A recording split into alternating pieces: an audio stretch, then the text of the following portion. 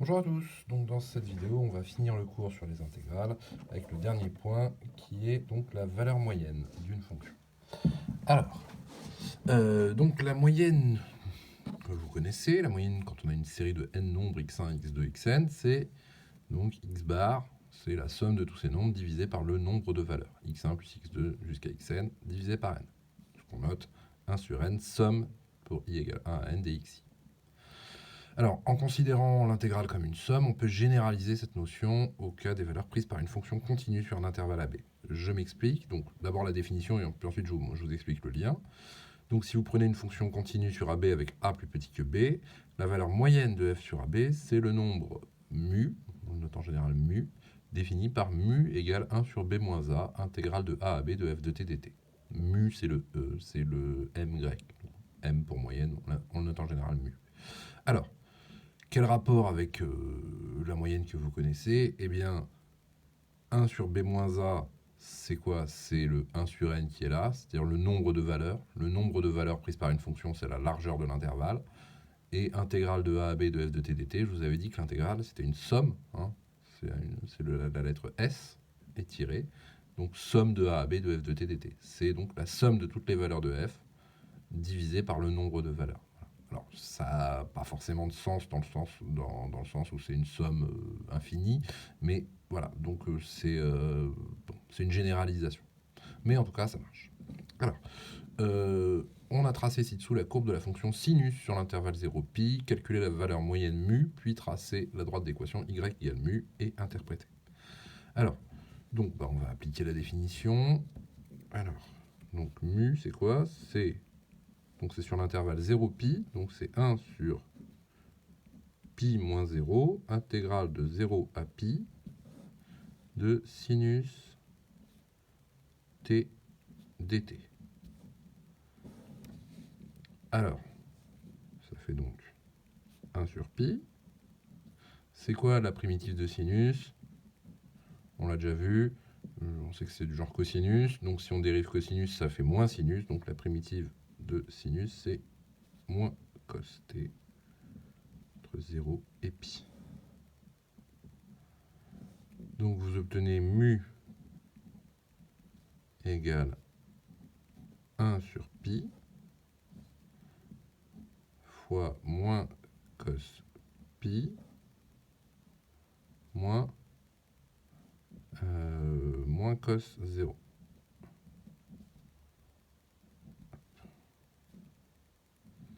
Donc mu égale 1 sur pi. Cos pi, ça vaut moins 1, donc moins cos pi, ça vaut 1. Moins cos 0 valant 1. Moins cos 0, ça vaut moins 1. 1 moins moins 1. Et donc vous obtenez finalement mu égale 2 sur pi.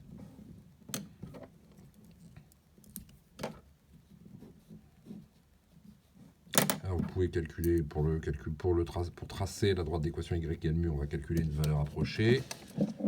Donc 2 sur pi, je ne l'ai pas en tête, donc je le calcule. 2 divisé par pi, on trouve environ 0,64.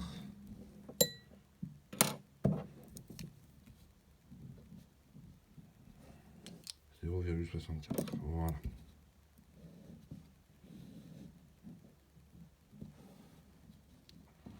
Donc on va la tracer, 0,64. Ah bah zut, je ne retrouve plus ma règle. Bon, on va faire avec les moyens du bord. Une règle, c'est pratique. J'ai une règle quelque part. Non, je n'ai plus de règle. Ah si, voilà. Ah, mais. Donc 0,64, c'est à peu près par là. Un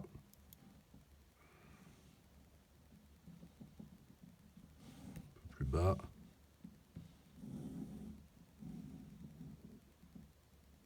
Voilà.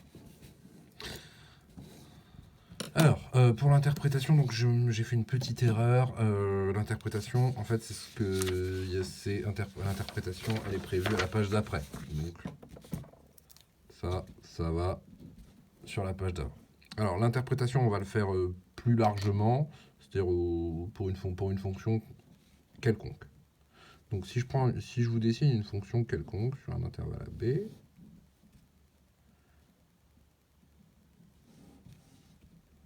ça c'est A, ça c'est B.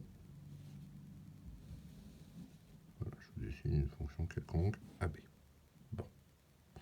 La valeur moyenne mu, elle va être à peu près par là. Hein, mu. Voilà.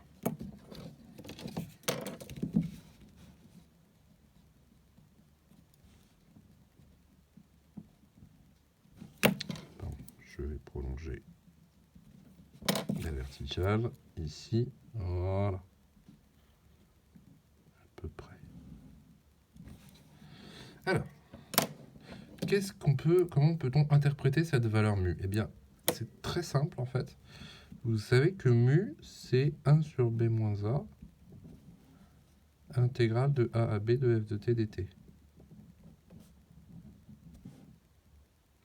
Si vous multipliez par b moins a, vous obtenez mu fois b moins a égale intégrale de a à b de f de t dt. Oui, mais graphiquement, qu'est-ce que c'est? Mu fois b moins a, bah, c'est quoi? Hein, mu, c'est quoi? C'est cette hauteur-là. Et b moins a, c'est la largeur là. Autrement dit, mu fois b moins a, c'est l'aire du rectangle qui est là. Voilà, ça c'est mu fois b moins a. Et intégrale de a à b de f de t dt, bah, c'est tout simplement l'aire sous la courbe, donc c'est l'aire qui est là.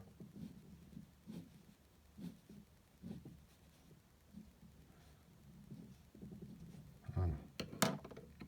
Et donc, la valeur moyenne, c'est quoi la valeur moyenne? Bah, c'est la valeur qui est là. Ça veut dire que l'aire du rectangle rouge, mu fois b moins a, est égale à l'aire du domaine hachuré en bleu, intégrale de a à b de f de t dt. Ainsi, l'aire du rectangle en rouge est égale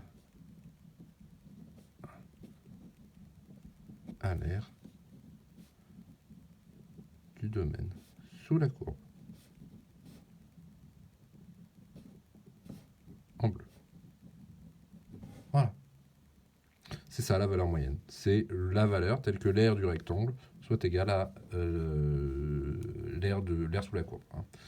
Vous obtenez la même aire en prenant une fonction constante de valeur mu que en calculant la valeur qu'en calculant l'intégrale. Voilà. Donc, pour en revenir à ma définition de base, hein, l'analogie avec le cas discret, ben voilà, c'est ça. La moyenne, c'est ça. Vous obtiendriez la même somme si vous remplacez tous les nombres x1, x2, xn par x bar. Vous obtenez la même somme que si vous ajoutez tous les nombres comme ça. Et donc ici, bah, c'est la même chose. Hein. Donc l'aire du rectangle, voilà, est égale à l'aire du domaine sous la courbe.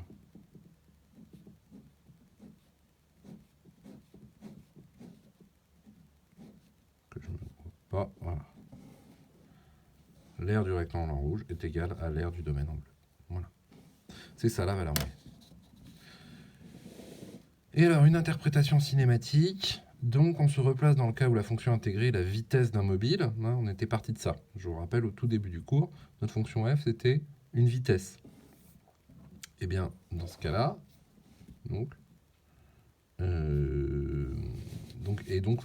la variable, c'est le temps. Hein. Donc, qu'est-ce que c'est dans ce cas-là? Mu, ben, c'est tout simplement, c'est donc 1 sur b moins a, intégrale de a à b de f de t dt. Mais b moins a, c'est quoi? Ben, entre si a et b, donc a, c'est le moment du départ et b, le moment de l'arrivée pour le mobile. 1 sur b moins a, c'est quoi? Ben, c'est la durée du parcours.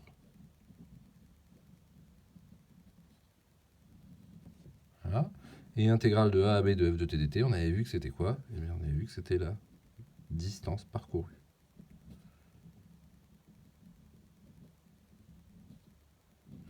quand vous divisez la distance parcourue par la durée du parcours, qu'est-ce que vous obtenez?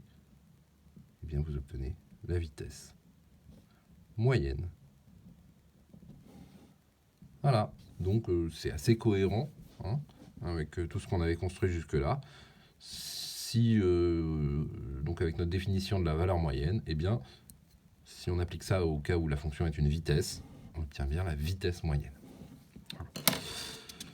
Alors, donc, je reviens sur la dernière page. Et donc, l'inégalité de la moyenne, ici. Donc, vous avez une fonction continue sur un intervalle AB avec A plus petit que B. On suppose qu'il existe deux nombres M, petit m et grand M, tels que, quel que soit T appartenant à AB, f de T est compris entre petit m et grand M. On a alors m fois b moins a, plus petit que l'intégrale de AB de f de t dt, plus grand ou égal à grand M fois b moins a. Voilà, c'est assez facile. Alors, juste un petit mot sur cette hypothèse, je vous en avais déjà parlé. On suppose qu'il existe deux nombres petit m et grand M, autrement dit, on suppose que votre fonction f admet un minimum et un maximum sur l'intervalle AB.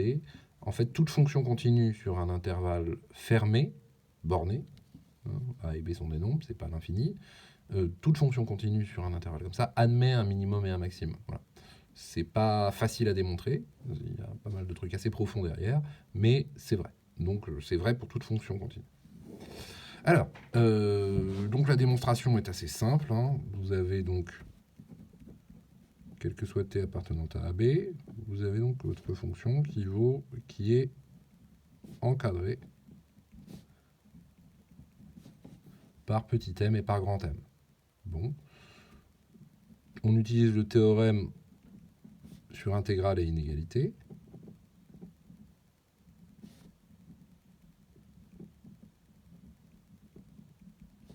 Et vous obtenez quoi? Vous obtenez que intégrale de a à b de m dt est plus petit que intégrale de a à b de f de t dt,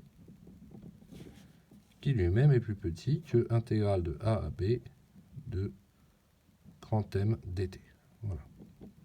Autrement dit, vous encadrez votre fonction f par deux fonctions constantes. L'intégrale de f de cette fonction f est encadrée par les intégrales de ces deux constantes. Donc, alors un petit dessin pour vous montrer juste à quoi ça correspond. Fonction continue. Bon, je vais la prendre positive. Donc ici, vous avez petit m. Et ici, je l'ai fait trop grand, vous avez grand M.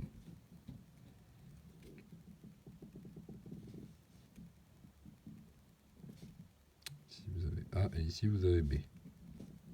Eh bien, l'air sous la courbe, hein, c'est plus petit que m fois b moins a, c'est-à-dire l'air de ce petit rectangle. Et, pardon, c'est plus grand que petit m fois b moins a, l'air de ce petit rectangle. Et c'est plus petit que l'air de ce grand rectangle. Donc ici, la primitive de la fonction constante petit m, c'est m fois t. Donc ici, c'est toujours intégrale de a à b de f de t dt. Ça va bouger. Et ici, c'est grand m fois t, la primitive. Ah! Non, c'est pas le moment. On arrive au bout. Ah!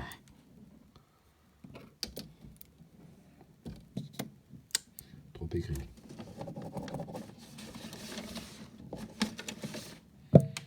Bon. Je vais finir en rouge, désolé. Là, le stylo me lâche. Donc ici, ça fait mb moins ma, c'est-à-dire m fois b moins a, plus petit ou égal à intégrale de a à b de f de t dt, plus petit que grand mb moins grand ma, c'est-à-dire grand m fois b moins a.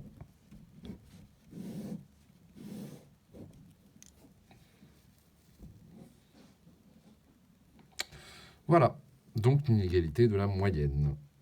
Alors, rapidement, un encadrement de la valeur moyenne, hein, donc une conséquence de ce théorème, c'est que donc si vous avez petit m fois b moins a qui est plus petit que intégrale de a à b de f de t dt, plus grand que m fois b moins a. Vous divisez par b moins a qui est positif, vous obtenez petit m plus petit que 1 sur b moins a, intégrale de a à b de f de t dt, plus grand que grand M. Autrement dit, la valeur moyenne est comprise entre le minimum et le maximum de la fonction. Bon. C'est pas extrêmement innovant, mais voilà. C'est pour ça qu'on appelle, pardon, je vous remontre ça, c'est pour ça que l'inégalité précédente, là, c'est pour ça qu'on l'appelle parfois l'inégalité de la moyenne. C'est pour ça que c'est de là que vient le titre. Voilà.